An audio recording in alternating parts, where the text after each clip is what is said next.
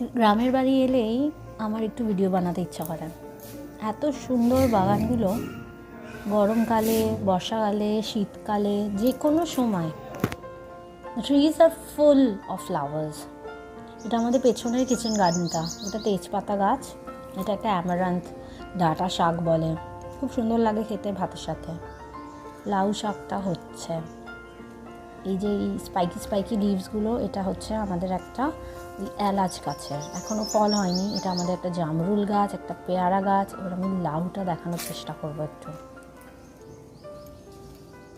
এটা মাচাটার তলা দিয়ে যেতে হবে, লাউটা এখনও ঝোলেনি, মানে ইটস রেস্টিং অন দ্য মাচা। দেখতে পাবেন আপনারা, দেখতে পাচ্ছেন এই লাউটা। This looks really good and it will taste good too. বাড়িতে যাই আমি বানাই, আমার মনে হয় যে when it is grown in your own garden অনেক বেটার, খেতে ভালো লাগে। এই চারিধারে না আমরা সেরকম করে দেওয়াল তুলিনি যাতে পুরো গ্রিন অ্যাম্বিয়েন্সে থাকে। এই যে কলাটা দেখা যাচ্ছে, কি দেখা গেল না, সূর্যের রিফ্লেকশন হলো, একটা পুরো একাদি কলা। এটা জামরুলের বেবি জামরুল, আর একটু বড় হচ্ছে। এটা স্টেজেস অফ আ জামরুল, এটা একটু বড় হয়েছে, ওটা ওর থেকে ছোটো। তো যেটা একটু বড় হয়েছে বললাম, ওটা খাওয়ার মতো হয়েছে। এগুলো অনেকগুলো ছোট ছোট ছোট ছোটো জামরুল হয়েছে। বিগ পিসেসগুলো আমরা আজকে উঠিয়ে নিয়ে খেয়ে নিয়েছি অলরেডি। ভিডিও করার আগে খাওয়া হয়ে গেছিলো, এটাই মুশকিল। এটা বললাম আপনাকে এলাচের গাছ।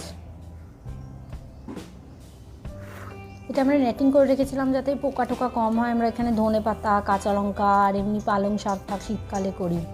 লঙ্কাটা দেখাবো, কি সুন্দর রেড হয়ে। It is really good too, মানে ঝাল আর খুব ফ্লেভারফুল। মানে লঙ্কার যে একটা আলাদা স্বাদ হয়, সেটা নিজে টবেও আমি করেছি, কিন্তু মাটিতে সামহাও টেস্ট বেটার। ওটা আমাকে বলেছিল দারচিনির গাছ। এখনও the woody stem is not ready, so I don't know. এটা পেপারকর্ন একটা, এটা অনেক দিন ধরে গজাচ্ছে। এটাও আর একটা দারচিনির গাছ। আর এটা একটা অ্যাডেনিয়াম। আমাদের যে ভাই জল দেয়, সে একটু বেশি জল দিয়ে ফেলেছে মনে হচ্ছে। ওকে আমরা বলে যাই যে এটাই জল কম দিতে, কিন্তু সবসময় অতটা খেয়াল থাকে না। এখান দিয়ে আমরা আমাদের যেই শ্বশুরবাড়ির পুরোনো বাড়িটা, সেটার একটা পেছনের দিকটা, এখানে একটা জবা গাছ, আমাদের অনেকগুলো জবা গাছ। এটা ইয়েলো, এটা একটা বিগ ইংলিশ রোজ আছে, কিন্তু এখন ফুলটা নেই। বেল ফুলের গাছটা অনেক বড় হয়ে গেছে, পুরো দেয়াল ছুঁয়ে। আর এটা আমাদের বেডরুমে গন্ধ আসে রাত্রিবেলা, খুব সুন্দর লাগে। এই জবা গাছটা একটু পোকা হয়েছিল, তাই এটাকে ট্রিম করা হয়েছে। পাশে একটা পেঁপে গাছ ছিল, সেটাও কাটা হয়েছিল, because it was full of those white, যেই একটা পোকা হয়। এটা লেবু গাছ, we are waiting for it to fruit. এটা স্থলপদ্ম, এটা যখন ফুল হবে আমি দেখাবো, খুব সুন্দর লাগে। এটা আমাদের দোলনাটা। এখানে আমাদের একটা ওই চাইনিজ হিবিস্কাস, বেশ বড় সাইজের। এটা একটা রোজ, অনেকটা বড় হচ্ছে। আই এম হোপিং এটা একটা ক্লাইম্বিং রোজ হবে, অনেকটা উঁচু হয়ে গেছে।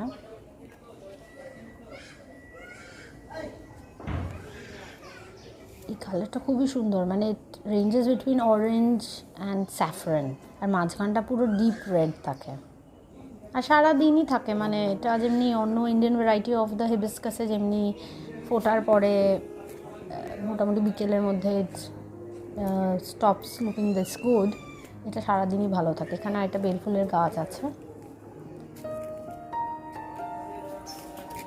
এটা একটা রঙ্গন, ইটস এ পিঙ্ক রঙ্গন, খুবই সুন্দর, ভীষণভাবে ফ্লাওয়ার করেছে এবার। আর যেটা এখন আপাতত আমাদের এই ভ্যারিগেটেড বোগানভেলিয়াম, মানে এটা পিঙ্ক অ্যান্ড ওই হোয়াইট ফ্লাওয়ার্সগুলো দুটোই হচ্ছে। এটা কিন্তু একটাই গাছ, লুকস জাস্ট গর্জিয়াস। এটা আমাদের কিছু একটা ফ্রেম কিছু একটা করতে হবে। আপাতত এটা it's taking over the garden মনে হচ্ছে, কিন্তু এত সুন্দর লাগছে তাই আমরা ওটা আর কাটিনি। এখনও কিছু কিছু উইন্টার ফ্লাওয়ার্স বাকি আছে। এটা ক্রিস্যান্থামামসগুলো, ফুল তো নেই কিন্তু ঝোপ হয়ে গেছে। এটা আমাদের অনেক পুরোনো টগর, যেটা বলেছিলাম প্রায় more than 60 years I think. এটা ট্রিম করা হয়েছিল বাড়িটা যখন রেনোভেট করা হয়।